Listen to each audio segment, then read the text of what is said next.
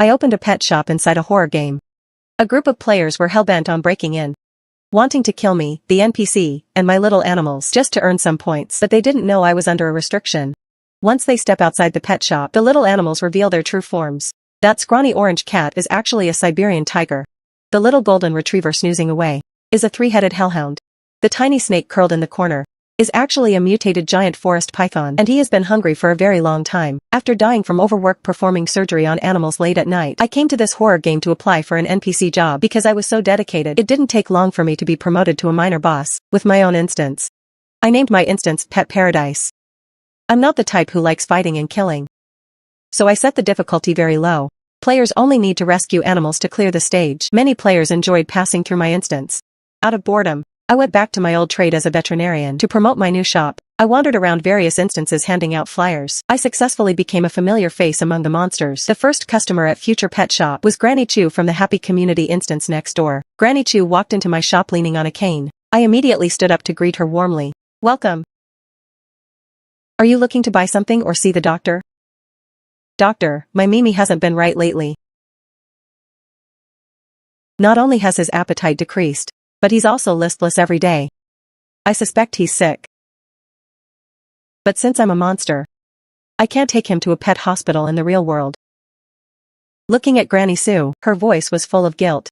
I comforted her, telling her not to worry, and asked her to bring Mimi in for an exam. The granny didn't move. She looked my shop up and down, shook her head, and said, I think you'd better come outside and take a look. This left me a bit confused. With curiosity, I followed her out the door. As soon as I stepped out, I was licked right across the face by some animal. Saliva covered my face in an instant, and it felt a bit raspy. I wiped my face and opened my eyes. A massive Siberian tiger was standing before me. He looked chubby with clear, innocent eyes. I pointed at the tiger in disbelief. Granny, you call this Mimi? However, very quickly, my shock was replaced by excitement. In all my years of practicing medicine, I had never treated a Siberian tiger before. This novel experience was truly one of a kind, but a problem soon arose. The tiger's body was too large. Once he stepped inside, the whole shop became cramped. Not to mention using equipment for his exam. My X-ray machine could only capture one of his paws. I awkwardly scratched my head. Granny, do you have any way to make Mimi smaller? Granny Chew nodded. Using some unknown skill, the tiger's body began to shrink. He gradually turned into a fat orange cat. Performing the exam became much easier this way. Mimi was very obedient, cooperatively lying on the X-ray machine. Once the results were out, I told Granny Chew why Mimi was so listless. Granny, Mimi has indigestion. Look at his belly. It's full of undigested food. He's also a bit constipated. He's packed full of waste. Have you been feeding him too much? Granny stroked the orange cat's head and said, I only fed him 20 pounds of meat. Mimi was very polite. He finished every bit every time.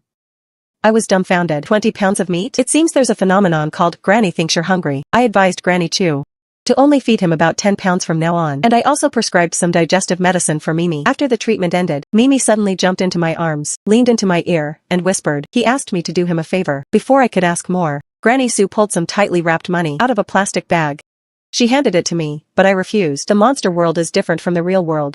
Perhaps the pets raised by other monsters weren't easy to deal with either, so I asked her to help me set a stasis field for the shop so that every animal would automatically shrink upon entering. After setting up the field, exams and treatments became much more convenient. One night, I was awakened by a frantic knocking on the door. Dr. Jiang, please save my puppy. The girl's voice was desperate. Out of professional ethics, I immediately crawled out of bed. As soon as I opened the door, I saw the girl covered in blood. But she ignored her own injuries and gripped my hand tightly. I heard from Granny Chew that you treat animals. Doctor, save my puppy. He's been badly hurt. As she spoke, she was about to kneel. I looked behind her. It was a monster with 3 heads. Massive in size. At least 5 meters long. He looked quite a bit like a 3-headed hellhound. There were many puncture wounds on his body, and a long gash on one of his heads, deep enough to see the bone. I didn't waste any words. I told the girl to hurry and bring him into the pet shop. The hellhound shrank instantly, turning into a golden retriever. Seeing the retriever's state, the girl's tears poured out uncontrollably. After pushing the hellhound into the operating room, I began cleaning the wounds, stopping the bleeding, and suturing. The hellhound was too heavily injured. Every wound was aimed to kill him. I spent a full 2 hours finishing all the stitches. Leaving the operating room, the girl rushed over to ask for an update. Don't worry. The surgery was a success. He's just unconscious from excessive blood loss. As long as he makes it through tonight, he'll be fine. The girl let out a long sigh of relief. She took my hand and kept thanking me, seeing her own wound still bleeding. I said, I don't think you can hold out much longer either.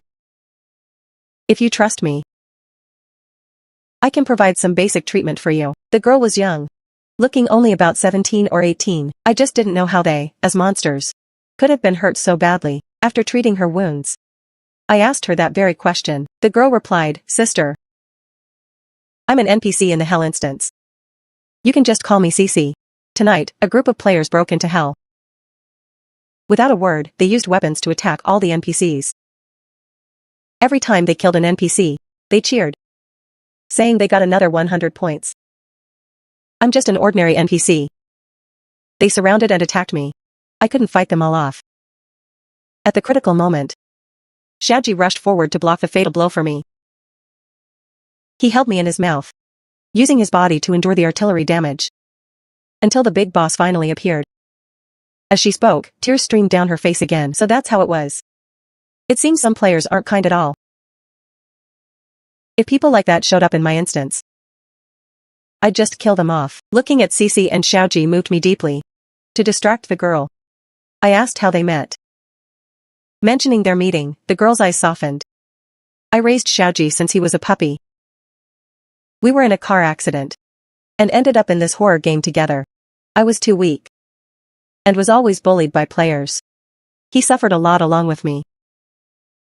Until one day, he almost died trying to protect me. I was terrified just thinking about it. I decided to give him to the big boss. Under the boss, at least he wouldn't get hurt. But I didn't expect. Xiaoji just disappeared. When he came back, he looked like this. For my sake, he went to Frankenstein to have his body modified, turning into this monstrous form. Just then, Xiaoji, lying on the bed, opened his eyes. He spoke, Cece. To protect you. I don't mind being a monster. I will definitely become the strongest monster. Then no players will ever dare bully you again. Ugh, I want to cry. I pulled out a tissue and blew my nose. Don't worry. I will definitely heal Xiaoji, but he'll have to stay at the shop for a while. You can come to see him every day after work while he recovers. After what happened to Cece and Xiaoji regarding the player attack, I had been feeling uneasy. I felt those players would definitely return. So while I was handing out flyers, I warned NPCs in every instance. If you notice anything wrong, you must run immediately. Thanks to my warning, many NPCs escaped being harmed by players. To thank me, they all came to support my business. I could understand those with pets buying things. But why were you petless ones buying cat and dog food? The NPCs responded with smiles. To feed the stray cats and dogs.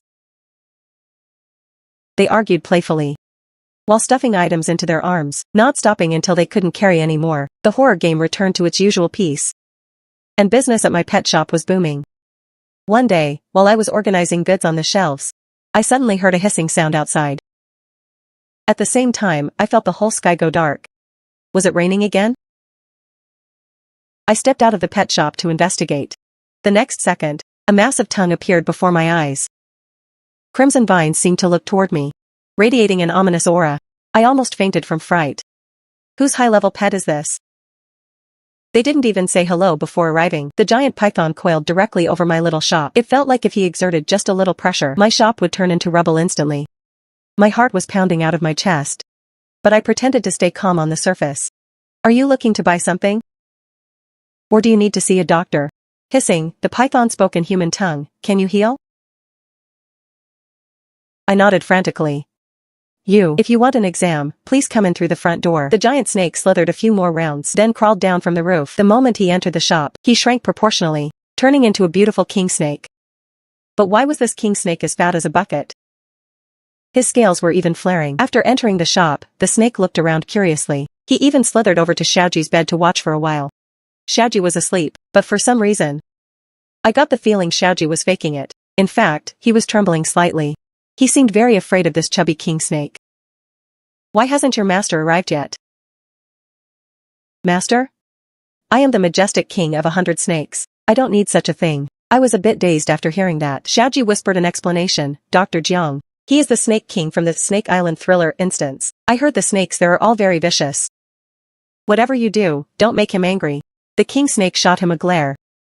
And Xiaoji quickly closed his eyes and went back to faking sleep. So he was a wild snake. What's wrong with you? Are you feeling unwell? The snake coiled around me a few times before speaking. My mouth hurts. And I'm always dizzy. Especially after I stand up suddenly. My vision goes black. I heard you can cure anything here. So, King, check me out and see what's going on. He was actually a snake with an 8th grader syndrome. I followed his lead, Great Snake King. Let's start with an examination. Open wide. The Snake King obediently opened his mouth. I checked to see if there were any foreign objects. Parts of his mouth were already ulcerated and swollen. It looked like stomatitis. I used a swab to take some samples of the secretions, drew some blood, and sent them to the lab. When the results came back, not only did this Snake King have bacterial stomatitis, but his blood lipids were also very high. Logically, stomatitis should make it too painful to eat, yet he was chubby with high blood fat. It was so contradictory. Your mouth has been hurting for at least a month. How can you still eat so much? The Snake King sighed. It's because my subordinates are incompetent. I have to handle everything myself. It turned out that in the Snake Island thriller instance, at least 100 players were dropped in each time.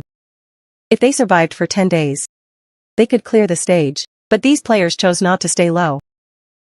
Instead, they started targeting the snake eggs. Supposedly, there were rumors that eating snake eggs could strengthen the body and grant superhuman power. Those players relentlessly staked out near the snake pits, hunting the mother snakes and stealing eggs. As the king of snakes, I had to patrol every day. When I caught players stealing eggs, I strangled them immediately. To intimidate these players, I endured the intense pain in my mouth and swallowed them all into my stomach. Now that the players have behaved themselves a bit, he finally found time to see a doctor. It seems being a leader isn't easy either. I couldn't help but sigh after hearing that. I used boric acid solution to disinfect the Snake King's mouth and applied ointment. I instructed him to apply it twice daily. Apply it for 10 days and you'll be cured. Since you don't have a master, stay in the shop for these 10 days. I'll apply the medicine for you. Also, you can't eat any more players for a while. Your blood lipids are too high. You need a healthy diet to lose weight. The Snake King tilted his head arrogantly. I know that naturally. Good, good. Go on then. Your bed is right next to Xiaoji's. Hearing this, Xiaoji looked up immediately, with a miserable face as if wanting to refuse but not daring to. There was nothing I could do. I was alone in the shop. I had to take care of both of them, while also running the shop. I was simply too busy, so Xiaoji would just have to be scared for a few days. Since the Snake King started his weight loss, I prepared low-fat, low-calorie diet meals for him every day, strictly controlling his calorie intake. The Snake King would hiss hungry, hungry, beside me every day, but my heart was as hard as stone. To completely cure the Snake King, I ignored his constant nagging in my ear. He somehow found a cookbook somewhere and kept reading it aloud while circling me. Listening to it made my own mouth water. Since I started working in this horror game, I hadn't eaten human food in a very long time. After work that day, I heard the abomination from the next instance say that an egg pancake shop had opened in the horror game. I immediately rushed to the shop and ordered a deluxe egg pancake. That taste, it was exactly the same as what I had in the real world. It was delicious. From then on, I went to have an egg pancake every day after work. The Great Snake King followed me and also got a taste of this earthly delicacy. During this time, Mimi came to see me again. He wanted me to help find an orange cat similar to himself, though I didn't know his intention. I did as he asked. Perhaps even monsters want to have pets too. On another peaceful day, a very beautiful merman showed up at the door. I recognized him. He was Muley, the boss from Temptation of the Siren. Before Muley could even speak, tears began to fall. Doctor, I think I have a terminal illness, and I don't have long to live. I went to the human hospital, but they said I'm a merman, so they wouldn't admit me. They told me to go to a veterinarian. I thought about it. The hospital wasn't wrong.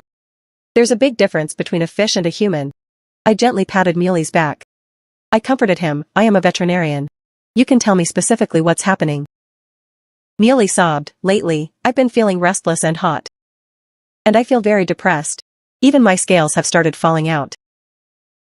I checked ancient books, and it says this is an incurable disease, and I'm going to die soon. I had never treated a merman before, but I figured it should be similar to treating fish. How about I give you a checkup first? Muley nodded. And turned into a very beautiful koi fish. After completing all the exams, I went silent. Everything was normal. And he was a healthy young fish. He didn't have any disease. Then why was he feeling restless and hot? Could it be too much internal heat? But I didn't know anything about Chinese medicine. I lowered my head in thought, and suddenly a possibility occurred to me. You couldn't possibly be in heat, could you? It was spring. The breeding season for animals. Even though a merman has a human upper body, at the end of the day, he's still an animal. Muley froze for a moment and asked me what in heat meant.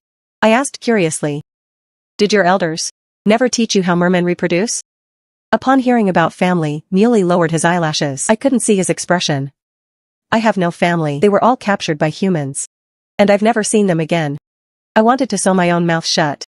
Why did I speak so quickly? I'm such a jerk. I took Muley to see the oldest group of NPCs in the horror game. They eventually confirmed that he was indeed in heat. I looked at him with a complicated expression. If you're in heat, I have no way to cure you. Maybe try doing something else to distract yourself? Muley looked dazed, but I don't know what else to do. Well, I could perform a neutering surgery on you. Back in my life at the pet hospital, I diffused many situations. A girl even gave me a banner once. It said, the bomb disposal expert. My gaze shifted downward, my voice carrying an excitement I couldn't hide.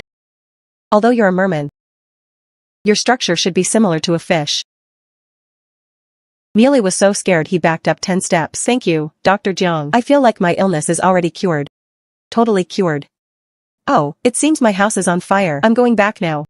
Goodbye, miracle doctor. With that, he fled in a panic. I covered my mouth and giggled. It seems he's still just a child. After Muley left, Granny Chu brought Mimi to the shop. Dr. Jiang. Our happy community instance is going for a team building trip. Mimi is too conspicuous. I can't take him with me. Can I board him at your shop for a while? I took Mimi's leash. Of course, Granny Chu, I hope you have a pleasant trip. Just like that, my shop gained another little companion. That day, I had just finished removing Xiaoji's stitches and prepared a fat-reducing meal for the Snake King when I heard a bang outside the shop. My main door was blown to smithereens. A group of players carrying weapons walked in arrogantly. Boss? She's the one spreading news everywhere, causing us to fail to kill even a single NPC. The guild has been broke as hell lately. Everyone is fighting to the death, just for a single low-level item. The scar-faced man in the lead heard this, and smiled disdainfully. She's just a boss in a low-level instance. With just one of my shells, I can blast her into the afterlife right here. The players behind him cheered, boss is mighty. But the scar-faced man shook his head. This woman has kept our guild poor for so long. We can't let her off that easily. We must make her life worse than death. So she regrets crossing us. I see so many animals in her shop. How about we start with them first? Xiao Li. Go tie her up. I want her to see with her own eyes. What happens when you cross us? Xiao Li immediately took out a prop and approached me. After a few exchanges, I was at a disadvantage. With one lapse in attention, I was tied up tightly by Xiao Li's prop. I actually couldn't break free from these ropes. It's strange, with this group's strength, there's no way they'd be assigned to a beginner-level instance. It seems they used some method to trick the master god. Scarface, the leader, pulled out a chair and sat down. He crossed his legs and issued an order. Whoever kills these animals first gets the points. To curry favor, Xiao Li was the first to step forward towards Xiaoji. Xiaoji let out a low growl. My heart tightened. Xiaoji, the poor thing just had his stitches removed. If he exercises violently, they'll likely tear open again. Xiao Li smiled disdainfully. Oh, a mere beast dares to challenge me? I'll show you who's boss. He summoned a baseball bat out of thin air, and swung it hard at Xiaoji's head. Xiaoji nimbly dodged and jumped to the side. Seeing this, the other players burst into laughter. Xiao Li's face turned red with shame and anger. He used a control prop to freeze Xiaoji in place, then he took out a knife and stabbed Xiaoji's hind leg viciously. Instantly, blood began to flow. My eyes turned bloodshot with rage. Xiaoji had lost a lot of blood from his last injury. It had taken so much effort to recover some health lately, and now he's been hurt again by this person. Fortunately, Xiaoji soon broke free from the prop's restraint and jumped to a high place to hide. One person circled behind Mimi and grabbed him by the scruff of the neck. Mimi was too small. Even though he twisted his body frantically, he couldn't escape no matter what. I was driven mad with anger. I used all my strength to try and break the ropes. You cowards. If you have the guts, come at me. What kind of skill is hurting small animals? Scarface patted my face and heartlessly plunged a knife into my stomach. Then a smile appeared on his face. I realized it. As long as you don't die, and I keep stabbing you, I can keep earning points. Everyone got excited and began throwing props to catch Xiaoji, while Mimi almost met a cruel fate. Luckily, he reacted quickly and scratched the person. Enduring the pain, I looked around for the Snake King's whereabouts, hoping he would hide quickly and not be found by these people. Suddenly, I saw at the door a chubby calico snake appearing, crawling out toward the exit as fast as it could. That's right. These players don't know that the pet shop has a suppression zone, nor do they know that as long as they step outside, they will return to their original forms. I shouted, Mimi, Xiaoji, don't worry about me. Run outside. Scarface snorted coldly. Thinking of running?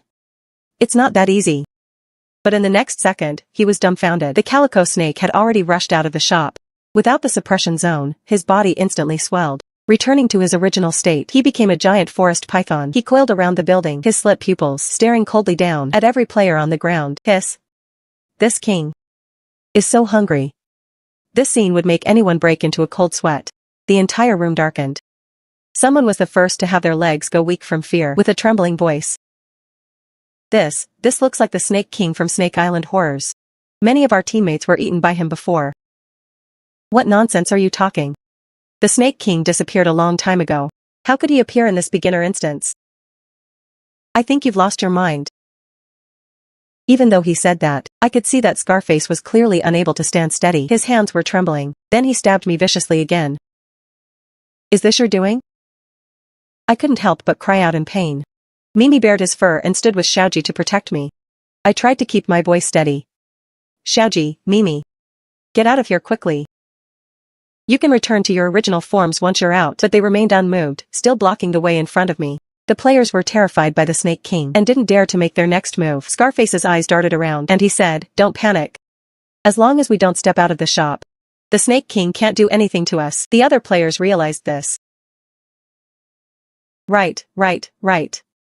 When the time comes, we'll just kill the boss of this instance and we can clear it. They wanted to hide in the shop, but the Snake King didn't give them the chance. He coiled around the exterior, constricting tighter and tighter. The roof began to crack, showering down stones and debris. The glass in the windows shattered with a bang, shards flying everywhere. I felt a pang of heartache. The shop I had built with such effort was about to become a pile of ruins. Within seconds, the entire shop crumbled to pieces. Amidst the rolling thick dust, a Siberian tiger loomed into view. Behind him was an even larger three-headed hellhound. Each head was drooling, staring at the players on the ground with fierce greed. Before the players could react, Xiaoji lunged forward and bit Scarface, who was at the back. Scarface reacted too. He picked up his Gatling gun and started blasting Xiaoji in the face, but this amount of damage was like a tickle to him. His other head snatched Scarface away, chewed him up, and swallowed him, watching the strongest leader of the team not even last a second against the three-headed hellhound. The players' morale collapsed. Isn't this a beginner instance? How can there be a horror like the Snake King? And an X-rank three-headed hellhound?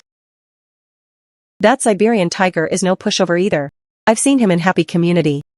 He mauled over a dozen players in one night. We were lied to. The strength of this instance's big boss definitely exceeds 3S rank. She hasn't even made a move yet and we're already being killed by her subordinates. If the big boss does make a move, will we have any chance of surviving? The players gave up resisting and began to scatter and flee, but the Snake King had already used his body to isolate a battleground, acting like a wall 5 meters high that was completely airtight. Shelly tried to use a prop to fly away, but he had barely left the ground by a meter when Mimi locked onto him. I forgot to mention, although Mimi is a Siberian tiger, he's still a feline at heart. Like a house cat, he loves flying toys. Mimi's eyes flashed with golden light. He crouched and leaped, successfully catching Shaoli and dragging him down. A Siberian tiger's paw strike weighs at least 100 pounds. I thought I heard the sound of bones shattering. Shaoli lay on the ground, his chest caved in, blood constantly gushing from his mouth. Clearly, he was taking in more breath than he was letting out. 2 people in the team died in a row, both killed effortlessly. Some players had already given up resisting. They knelt on the ground and kowtowed to Xiaoji and Mimi. I'm not with them. I was just following orders. The culprit, Scarface, is already dead. Let me go. I didn't bully you. I beg you, let me go home. I was wrong, I'll never enter this instance again. But the player kneeling the fastest was the very one who suggested torturing Mimi and the others for points. Mimi wasn't stupid. He swiped a paw directly, crushing that person into a pulp. Seeing that begging was useless, the player slumped to the ground in terror. But some players decided to make a final stand. Brothers, kill them. We still have one chance to live. As long as we get the points, even if we have only one breath left, the Master God Space can save us. The Snake King glanced at this man and instantly bit down on him. Poisonous fangs pierced the player's stomach, continuously injecting venom until the player turned purple all over. The Snake King threw back his head to swallow the man. I quickly climbed onto the Snake King's head and patted him vigorously. You have high blood lipids. No matter how hungry you are, you can't eat humans. And who knows how many bacteria this person has? Do you want your stomatitis to ever heal? Spit him out quickly. Spit him out. The Snake King let out a retch and spat out the slimy player. As for the remaining players, they were dealt with cleanly by Mimi and Xiaoji. The battle lasted less than 5 minutes before it ended. To call it a battle was more like a one-sided slaughter. I sat on top of the Snake King's head, looking down at the field of ruins. I sighed deeply. Sigh, it looks like the instance will have to be closed for a while. In this horror game, where am I going to find workers to build a house? It's so stressful. Amidst the ruins, Mimi found the little orange cat I had rescued before. I almost forgot about it. Earlier, Mimi had asked me to help him find an orange cat. This was a cat I encountered in another instance. It was just skin and bones from hunger. I happened to see it and brought it back. When the players burst in, the little orange cat had slipped out through the back door. Mimi gently picked up the orange cat in his mouth and placed it in my palm. I asked in confusion, why did you want me to find this little orange cat? Mimi whispered a few words in my ear, then turned and left without looking back. The next day, Granny Chu returned from the team building. My instance was still a pile of ruins, so she wouldn't worry. I decided to go to the Happy Community instance to find her. Granny Chu happily welcomed me into her home. The house was decorated very warmly, with photos of Mimi and Granny Chu posted everywhere. I thought to myself, so this is what the cat lady's home looks like. I took the soundly sleeping orange cat from my arms and handed it to Granny Chu, but I was too guilty to look at her. I didn't dare tell Granny Chu that Mimi had already left. Mimi hadn't told me exactly where he was going. Granny Chu took the little orange cat and put it into a clean, warm nest. Thank you for bringing the kitten. But where is my Mimi? I froze. I thought Granny Chu would only notice after a few days, but I didn't expect her to see through it immediately, even though I had asked the merman for help to make the orange cat look like a mini version of Mimi. Granny Chu still identified it at a glance. I stammered, unable to speak. This is what Mimi specifically asked of me before he left. Mimi said his time was coming to an end. He didn't have many days left to live. He didn't want Granny Chu to know and be sad. I'm sorry, Granny. I can't say. I thought I would be kicked out. But Granny Chu instead took my hand. I don't blame you. Come on, let's go find Mimi together. I was shocked. Granny, you know where Mimi is? Of course. He is my family. How could I not know? We walked for a long time and found Mimi in the deepest part of the forest. He was curled up under a large tree and hadn't noticed us. Granny Chu called out softly. He instantly opened his eyes and turned his head, and then he shed tears. This was the first time I had ever seen an animal cry. In veterinary medicine, secreting tears is only a physiological reaction. Felines don't cry due to emotions the way humans do. In the past, I didn't believe animals could express emotion through tears either. But the scene before me left me with no choice but to believe. Mimi threw himself into Granny Chu's arms, and she stroked his head over and over again, comforting him, don't be afraid. This time, you're just falling asleep forever. It won't hurt as much as last time. It turns out that before Mimi died, he had been brutally killed by poachers. After coming to the horror game, he attacked every human equally and hid in the forest every day, until Granny Chu's appearance allowed him to let down his guard and live in peace with humans. I lowered my eyes, feeling somewhat sad. I asked Granny Chu, can horrors die a second time? Of course. The life of every horror is limited. Otherwise, the instances couldn't be updated. These are the rules set from above. Then when a horror dies, will they disappear forever? Granny Chu shook her head. As long as we still remember, they will never disappear. Yes, as long as we still remember Mimi, he will live forever in our memories. Granny Chu held Mimi for a long, long time. Mimi leaned against Granny Chu's chest, comfortably narrowing his eyes and letting out a purring sound. Finally, Mimi breathed his last in Granny Chu's arms and faded away. It wasn't until dawn that Granny Chu stood up, patted the dust off her clothes, and said, "Let's go. Let's go home." Granny held a simple farewell ceremony for Mimi. Surprisingly, many horrors actually came. Everyone came as if by prior agreement to mourn the Siberian tiger. But the liveliness was only temporary. When the crowd dispersed, Granny Chu was alone. Returning to her home filled with Mimi's traces, she could no longer control her emotions and tears fell. The little orange cat suddenly walked out and rubbed against Granny Chu's palm. He curled up in Granny Chu's arms, trying to comfort her. Granny Chu sniffed, using the little cat to wipe away her tears. "Mimi, thank you for leaving Xiaomi to accompany this old lady. It took 3 months, but my pet shop was rebuilt. At that time, the pet paradise instance I was responsible for had its difficulty raised to ultimate. I was a bit puzzled. My strength clearly hadn't increased, but since no one gave an explanation, I just continued dealing with players while running my pet shop. I don't know why, but more and more horrors in the horror game were keeping pets. And their pets were quite bizarre. Those that fly in the sky, crawl on the ground, and swim in the water. We had them all. There was even a horror who kept a rock as a pet. When he brought the rock to my shop to buy supplies, a player mocked him for being crazy, for keeping a useless rock. As a result, the horror picked up the rock, shouting, "Go get him, Xiao Chong." In the next second, it cracked the player's head open. That little player never dared to mock him again. I didn't dare say much either. I was afraid he might hit my head too. Business in the shop was too good, and I really couldn't handle it alone. So I asked the little merman, Muley, to come help. On Muley's first day of helping, he almost killed the spirit grass with seawater. Between laughter and tears, I held his water-beaded hands, teaching him step by step the ratio of fresh water to spirit grass needed. See? Spirit grass thrives on this water. He was born with a gentle sea spirit aura. He could soothe aquatic pets, and also keep the shop's miscellaneous affairs organized. He shared more than half of the pressure. I still stuck to my profession as a veterinarian, spending all day around special pets like ancient rabbits, spirit cats, and parrots. As time went on, the two of us gradually developed a rapport.